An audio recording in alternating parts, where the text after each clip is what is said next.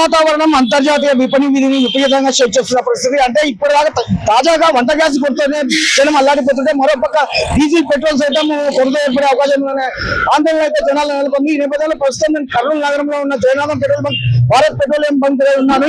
ఈ బంక్ దగ్గర రాత్రి నుంచి జనం అయితే పెట్రోల్ డీజిల్ కోసం వారు చెప్తున్న పరిస్థితి. ప్రస్తుతం ఇక్కడికి వచ్చిన వినియోగదారులతో, పెట్రోల్ డీజిల్ వినియోగదారులతో మాట్లాడే ప్రయత్నం చేద్దాం. ఎవరు మీ పేరు? కిరణ్ కుమార్ నా పేరు. ఏంటంటే ఇంత ఎండలో ఈ పెట్రోల్ బంక్ వద్ద ఇంత చాలా సమయం నుంచి వేచి చూస్తాను. ఎక్కడ చూసినా గానీ, ఎక్కడ ఏ పెట్రోల్ బంక్ పోయినా గానీ ఇదే పరిస్థితి ఉంది. ఎప్పుడు ఇలాంటిది పరిస్థితి అయితే లేదు. ఎందుకు ఈ పరిస్థితి ఏర్పడింది అంటారు? అంటే ఏంటంటే వేరే దేశాలలో యుద్ధాల వలన వాటి వలన ఇలా జరిగిందని అనుకుంటున్నారు.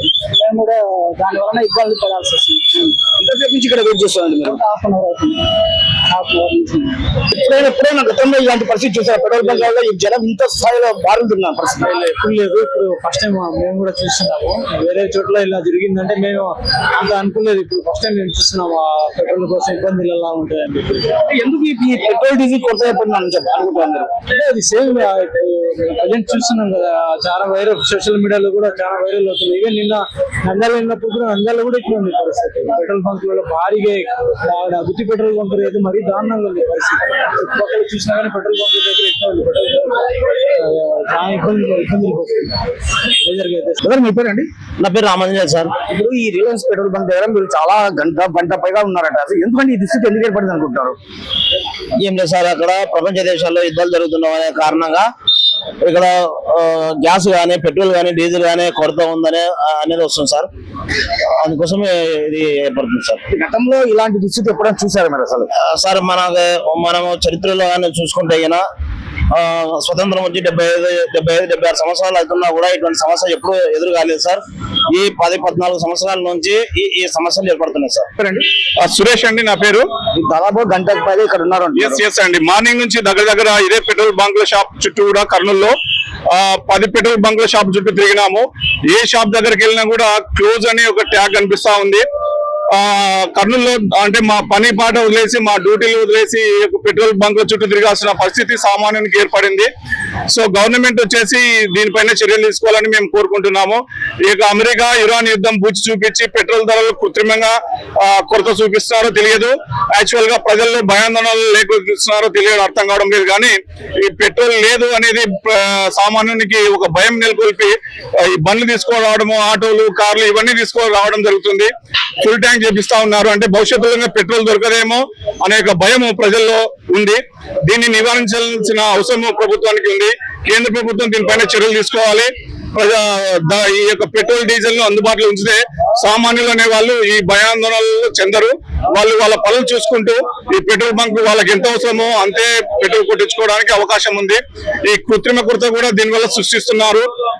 పెద్ద ట్యాంకులు కానీ, వాటర్ క్యాన్లు కానీ, వాటర్ బాటిల్స్ కానీ తీసుకెళ్లి బయట చిన్న బంకుల్లో కూడా బ్లాక్ లో అమ్ముతా ఉన్నారు. ఇక్కడ లీటర్ 120, 110 అట్లా ఉంటే బయట 150, 160 కూడా అమ్ముతా ఉన్నారు. ఈ బ్లాక్ మార్కెట్ ని కూడా నిరోధించాల్సిన అవసరం ప్రభుత్వం పైన ఉందని తెలియజేస్తున్నాము. సామాన్యుల్లో భయాందోళనలు తీసివేసి ఈ యొక్క పెట్రోల్, డీజిల్ అందుబాటులో ఉంచితే ప్రజలందరూ కూడా వారి పనులు చేస్తూ ఈ పెట్రోల్ బంక్ చుట్టూ తిరిగేటువంటి అవసరం వారికి తప్పిపోతుందని గవర్నమెంట్ కు మేము తెలియజేస్తున్నామండి. ఈ ఫిల్లింగ్ స్టేషన్ లో లీటర్ పైన పెట్రోల్ కు 20 రూపాయలు అదనంగా వసూలు చేస్తున్నారు. మీరు ఎంత కట్టారండి? ఇక్కడ ఏమి లేదండి, మామూలుగా యాక్చువల్ గా అయితే ఇక్కడ గవర్నమెంట్ రేట్స్ ఏమున్నాయో అవే అమ్ముతా ఉన్నారు. కాకపోతే ఇక్కడ వచ్చేసి ఫోన్ పే డిజిటల్ పేమెంట్ ను అనుమతిస్తలేరు. ఎందుకంటే మా దగ్గర క్యాష్ మాత్రమే వీళ్ళు తీసుకుంటూ ఉంటున్నారు.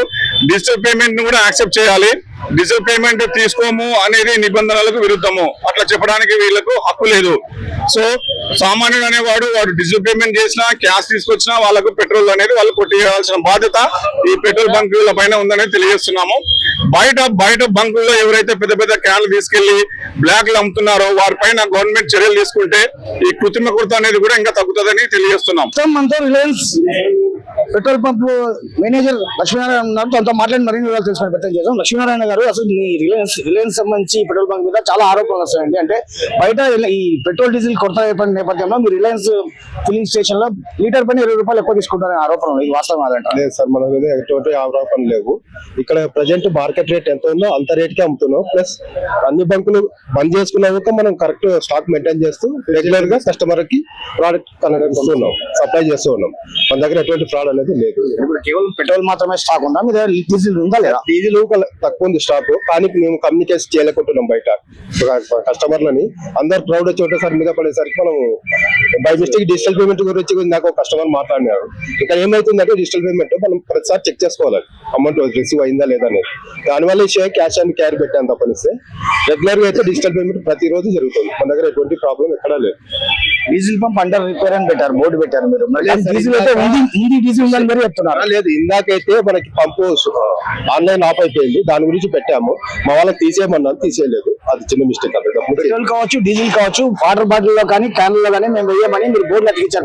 అప్పుడు కూడా ఇక్కడ వేస్తున్నారండి మీరు. కస్టమర్లు గొడవపడుతున్నారు సార్. నా బండి అయిపోయింది అక్కడ, ఇక్కడ పంపులు అన్ని బంద్ చేశారు. ఆల్మోస్ట్ నందికొట్కూరు నుంచి, బెత్తంచెర్ల నుంచి, ఎక్కడెక్కడ నుంచి కస్టమర్లు వస్తున్నారు మన దగ్గర. అంటే ఆల్మోస్ట్ అన్ని బంకులు బంద్ చేసినారు.